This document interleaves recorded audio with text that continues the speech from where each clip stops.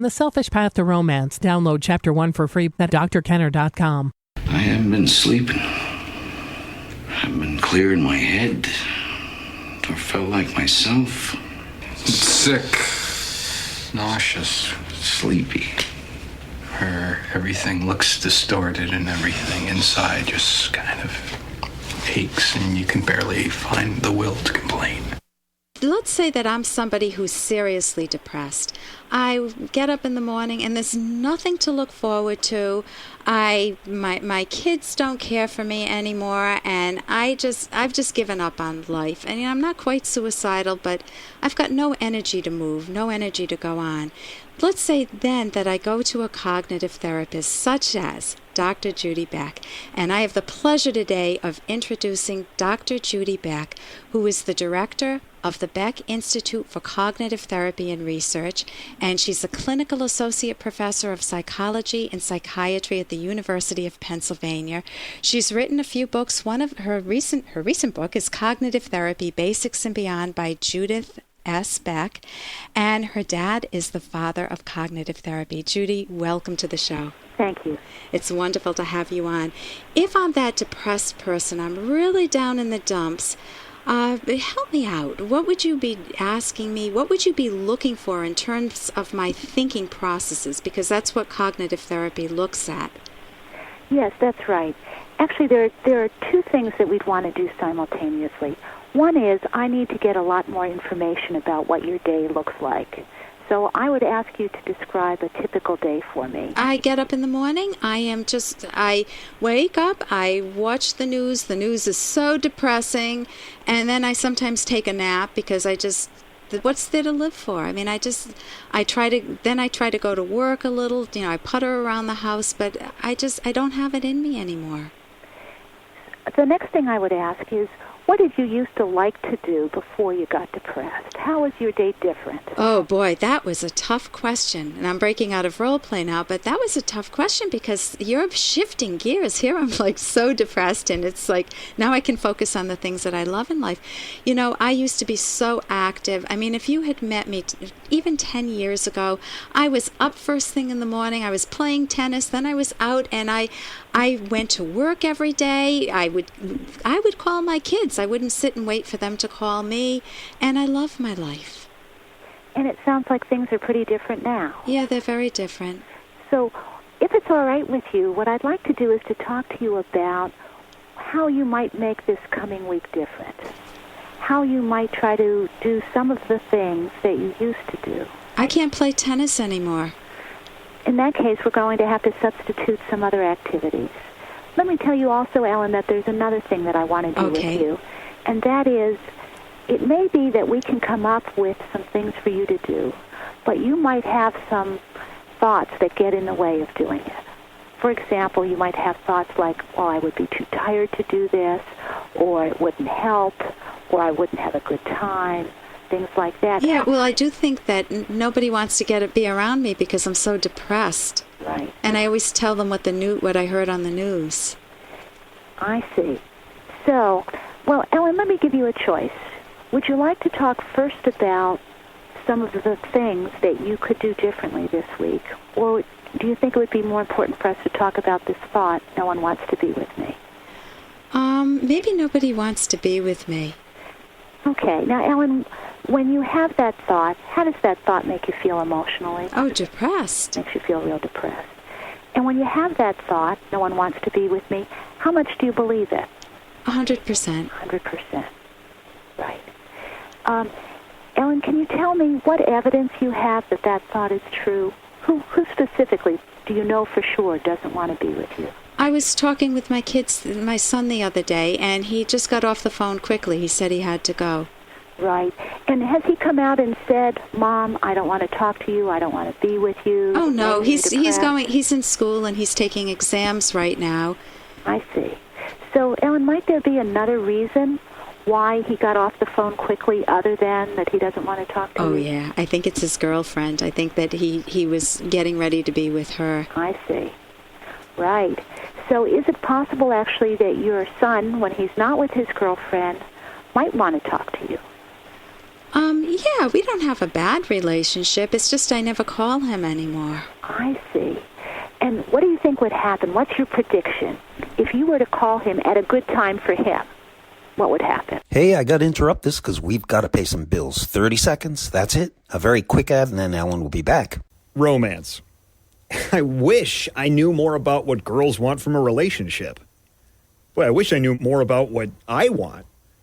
Where's that ad I saw? Here it is. The Selfish Path to Romance, a serious romance guidebook. Download Chapter 1 for free at selfishromance.com and buy it at amazon.com. The Selfish Path to Romance. That is interesting. And what do you think would happen? What's your prediction? If you were to call him at a good time for him, what would happen? It would probably be better for me to email him. He responds all the time when I email him, and if I tell him something depressing, he usually tries to pick me up. But if I tell him something better, I get a longer email back from him. That's wonderful. So you've already figured this one out. What would you think, Ellen, of this week having a special homework assignment, not like high school homework, but depression homework, or anti-depression homework, I should say. Would you be willing to try to email your son a couple of times this week? Yeah, I guess I could do that. I have plenty of time on my hands. Now, you could email him depressing things, or you could email him other more uplifting things. Which do you think would help your mood better? Oh, obviously the uplifting things. Can you tell me one or two or three things then that you could email him about? I love ice skating, and I watched it on TV the other day. And he shares a love of that with me. I could tell him about that, and I could ask him about his day. Instead of talking about myself, I could ask him what's going on in his life and kind of share some of the joys that he has. Ellen, that is just terrific. So, all right, so we have that. So this idea, no one wants to be with me, is now sounding to me like it's not 100% right, if indeed your son wants to have something to do with you. Right. No, it can't be 100% right, because I know he loves me. I know he does. Yeah. Is there anyone else who you think might want to be with you? I have a neighbor. She was on vacation, but we do take walks together, and sometimes we go to the movies. Or what's that neighbor's name? Sandra. Sandra. Now, do you have some evidence that Sandra does not want to be with you? Only when she's busy. Okay. And how is it these days for her, do you think? Oh, she's very busy. She's very busy. Do you think that she might be willing to go out maybe just for a 10-minute walk with you? Do you think that she's too busy for a 10-minute walk? Oh, I think she'd probably like it. Maybe give her a break from her day. I think if I called her first thing in the morning, that would be great. Hey, that's a good plan. In fact, just so you'll remember these things, is it all right if I write these down for you, or you could write them down? So one is you're going to email your son, and you're going to talk to him about some uplifting topics like ice skating, and you're going to ask him questions. Right. And the second thing is you're going to call Sandra and walk with her. Do you think you might talk with her about the same kinds of things? I could do the same thing. I could share better things with her. You know, I'm feeling better already. Are you? Yeah. I bet you've changed this thought. So the old thought was, no one wants to be with me. What's the new thought?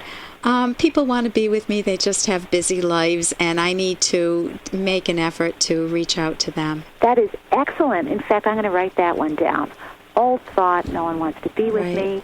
The more realistic thought is people have busy lives, and if I reach out, they'll respond. Right. I'm talking with Dr. Judy Beck, and Dr. Judy Beck is showing what a cognitive therapy session might look like for a depressed person. I'm playing the role of the depressed person. I wish we had a lot of time to talk about how you identified my problem, my thinking problem, how you helped me challenge my own wrong thinking, how you wrote a coping card at the end and gave me homework to do. That's all part of cognitive therapy.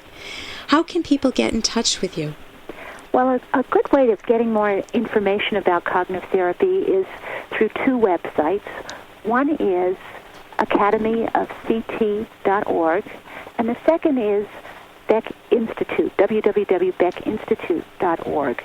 In fact, on the second website, there's a brochure that people can download called Questions and Answers About Cognitive Therapy.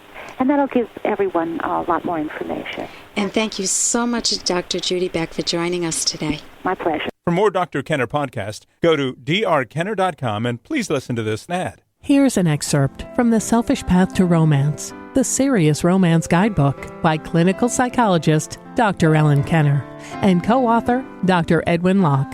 To discover a potential partner's actual values, don't just listen to what this person says.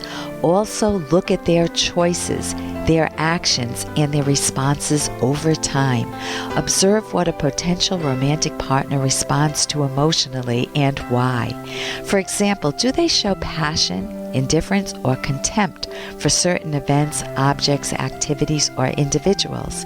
Notice what makes them happy, excited, or angry.